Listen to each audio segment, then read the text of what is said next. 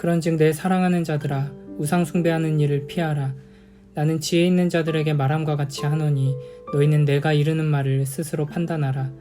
우리가 축복하는 바 축복의 잔은 그리스도의 피에 참여함이 아니며 우리가 떼는 떡은 그리스도의 몸에 참여함이 아니냐. 떡이 하나요 많은 우리가 한 몸이니 이는 우리가 다 한 떡에 참여함이라. 육신을 따라 난 이스라엘을 보라. 제물을 먹는 자들이 제단에 참여하는 자들이 아니냐.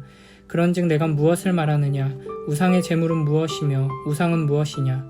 무릇 이방인이 제사하는 것은 귀신에게 하는 것이요 하나님께 제사하는 것이 아니니 나는 너희가 귀신과 교제하는 자가 되기를 원하지 아니하노라. 너희가 주의 잔과 귀신의 잔을 겸하여 마시지 못하고 주의 식탁과 귀신의 식탁에 겸하여 참여하지 못하리라. 그러면 우리가 주를 노여워하시게 하겠느냐. 우리가 주보다 강한 자냐. 모든 것이 가하나 모든 것이 유익한 것은 아니요 모든 것이 가하나 모든 것이 덕을 세우는 것은 아니니 누구든지 자기의 유익을 구하지 말고 남의 유익을 구하라. 무릇 시장에서 파는 것은 양심을 위하여 묻지 말고 먹으라. 이는 땅과 거기 충만한 것이 주의 것임이라. 불신자 중 누가 너희를 청할 때에 너희가 가고자 하거든 너희 앞에 차려놓은 것은 무엇이든지 양심을 위하여 묻지 말고 먹으라. 누가 너희에게 이것이 재물이라 말하거든 알게 한 자와 그 양심을 위하여 먹지 말라. 내가 말한 양심은 너희의 것이 아니요 남의 것이니 어찌하여 내 자유가 남의 양심으로 말미암아 판단을 받으리요.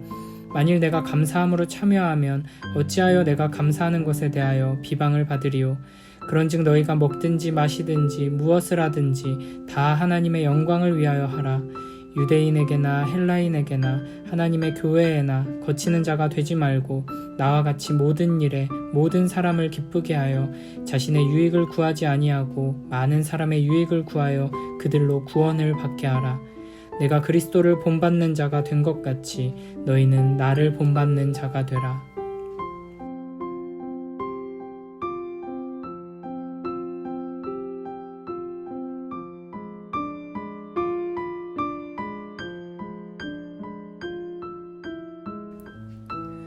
바울은 자기에게 있는 자유와 권리를 누리는 것보다 복음 전파를 위해 그리고 형제 사랑을 위해 권리를 포기하는 것이 좋다고 이야기하면서 자기 자신을 예로 들고 이어서 이스라엘을 예로 들었습니다. 이제 바울은 우상의 제물을 먹는 일이 무엇을 의미하는지 설명합니다. 14, 15절에 바울은 우상 숭배하는 일을 피하라고 말합니다. 우상의 제물을 먹느냐 마느냐 하는 문제에서 이제는 우상 숭배에 대하여서 이야기하는 것입니다. 16, 17절에 바울은 성찬에 대해 이야기합니다. 성찬은 잔과 떡의 두 가지 요소로 구성됩니다. 잔은 그리스도의 피에 참여함을 의미합니다. 그리스도와 연합하여 죄 씻음을 받는다는 것이죠. 떡에는 우리가 떼는 이라는 말이 덧붙여져 있습니다. 뗀다는 말은 이 떡이 하나임을 강조합니다. 한 떡이 나누어지는 것이죠. 이 떡은 그리스도의 몸에 참여함을 의미합니다. 이 떡은 하나지만 떼어져서 여럿에게 주어집니다. 여러 사람이 한 예수님의 지체로 속하게 되는 것이죠.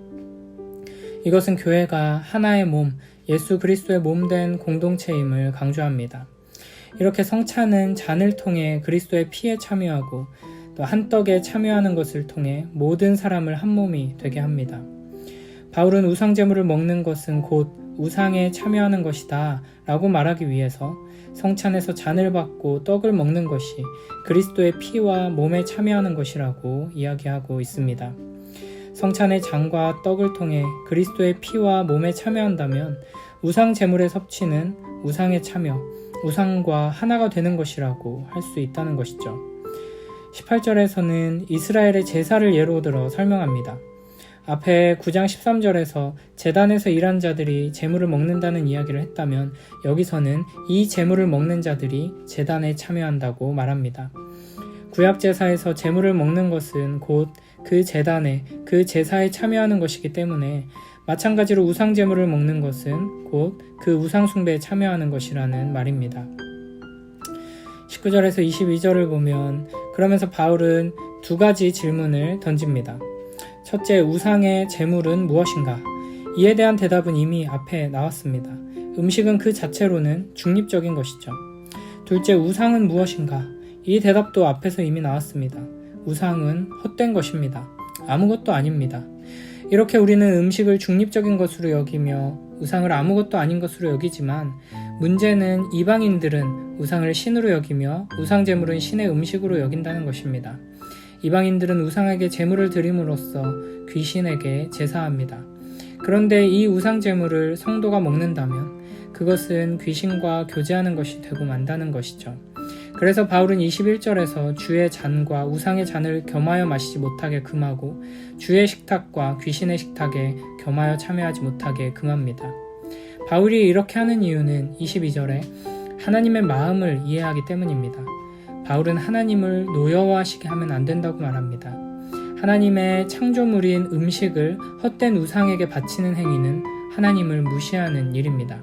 창조주 하나님 대신 헛된 것을, 악한 것들을 섬기는 일은 하나님을 진노케 하는 일입니다. 그래서 하나님께서는 우상을 미워하시고 성도들에게도 우상을 미워하도록 가르치십니다. 사실 우상이 아무것도 아니고 우상에게 바친 음식은 중립적인 것이라는 바른 지식이 있다고 해도 하나님의 심정을 이해하고 하나님과 한마음을 품고 있다면 우상 제물을 먹는 일에 참여하지 않을 것입니다.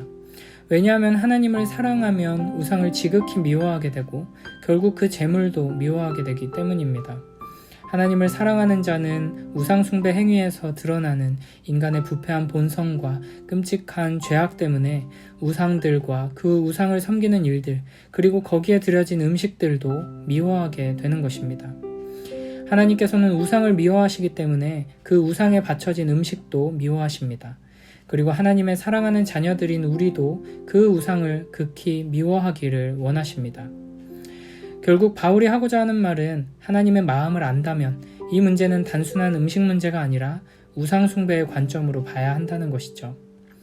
23절부터 보면 이제 먹는 일로 형제가 상처를 입어서는 안 된다는 것을 설명합니다. 바울은 6장 12절과 비슷한 이야기를 합니다. 모든 것이 가하나 모든 것이 유익한 것은 아니고 모든 것이 가하나 모든 것이 덕을 세우는 것은 아닙니다. 그래서 기본적으로는 모든 것이 허용될 수 있지만 항상 두 가지를 살펴야 합니다. 첫째, 유익한가? 둘째, 덕을 세우는가? 24절에 이 두 가지 질문은 항상 나의 유익, 나의 덕이 아니라 남의 유익, 형제의 유익, 공동체의 덕을 구하는 방향으로 나아가야 한다고 말합니다. 그리고 25, 26절에 바울은 시장에서 파는 것은 묻지 말고 먹으라고 합니다. 당시 고린도의 시장에서 유통되는 고기의 대부분은 우상 제물로 쓰였던 것들입니다. 그래서 바울은 너무 자기 양심을 지키려고 전전긍긍하며 모든 고기마다 출처를 파악하며 경계하지 말고 그냥 먹으라고 권면합니다. 땅과 거기 충만한 것이 주의 것이기 때문입니다. 27, 30절에서는 믿지 않는 사람, 우상을 숭배하는 사람의 집에 초청을 받았을 때도 굳이 식탁에 올라온 음식이 어디서 온 건지 물어보지 말고 그냥 먹으라고 합니다. 자기 유익, 자기 신앙 양심보다 자신을 초청하고 대접해준 사람에 대한 배려, 이웃의 유익이 더 중요하기 때문입니다. 여기서도 음식의 중립성과 우상은 아무것도 아니라는 것을 기억하며 기본적으로는 자유할 필요가 있다는 것입니다. 그러나 만약 누군가가 우상의 제물이라고 알려주면 먹지 말라고 합니다. 이것 또한 형제와 이웃의 양심과 유익을 위한 방침입니다. 모른다면 상관없지만 알려진 경우에는 우상제물 섭취 문제가 신자를 판단하는 동기가 될 수 있습니다. 신자는 자유를 가지고 식사에 참여하는 것이 문제가 없지만 불신자가 이를 두고 판단의 증거로 삼으면서 비방거리가 될 수 있기 때문입니다. 바울은 결론적으로 세 가지 명령을 합니다. 첫째, 하나님의 영광을 위하여 하라. 먹는 것과 마시는 것뿐 아니라 모든 일을 하나님의 영광을 위해 하라고 권면합니다. 우리는 우리 삶의 모든 시간, 모든 일들이 하나님의 영광과 관련되어 있음을 기억해야 합니다. 따라서 하나님의 영광을 위한 게 아니라면, 즉 하나님을 영광스럽게 할 수 없는 일이라면 당연히 포기해야 합니다. 둘째, 거치는 자가 되지 말라고 합니다. 교회 공동체와 형제들에게뿐 아니라 믿지 않는 자들, 이 세상에도 거치는 자가 되지 말라는 것입니다. 세상 사람들이 그리스도인을 자신들과 별반 다를 바 없는 사람이라고 여기지 않도록 주의해야 합니다. 그리스도인들도 우상에 대해서 우리랑 똑같은 생각을 가지고 있구나 하는 방식으로 보여져서는 안 된다는 것이죠. 바울은 이를 위해 모든 일에 모든 사람을 기쁘게 하라고 말합니다. 이는 자신의 유익을 구하지 않고 많은 사람의 유익을 구할 때 가능하게 됩니다. 바울이 이렇게 자신의 유익을 구하지 않고 포기하는 이유는 그들이 구원을 받게 하기 위함입니다. 1절의 마지막으로 바울은 자신이 그리스도를 본받는 것처럼 성도들도 자신을 본받기를 권면합니다. 정리하자면 우리는 하나님에 대하여는 바른 지식을 가지고 우상 숭배에 참여하지 않도록 주의해야 합니다. 타인에 대하여는 거치지 않는 자가 되도록 다른 이들의 유익을 위해 기꺼이 나의 자유와 권리를 포기하는 복음적인 삶으로 나아가야 합니다.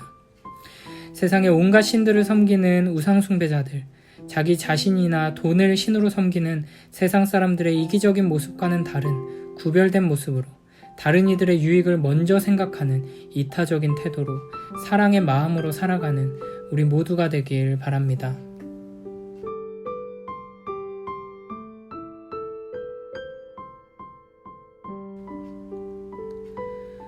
그러므로 나의 사랑하는 여러분, 우상 숭배를 멀리 하십시오.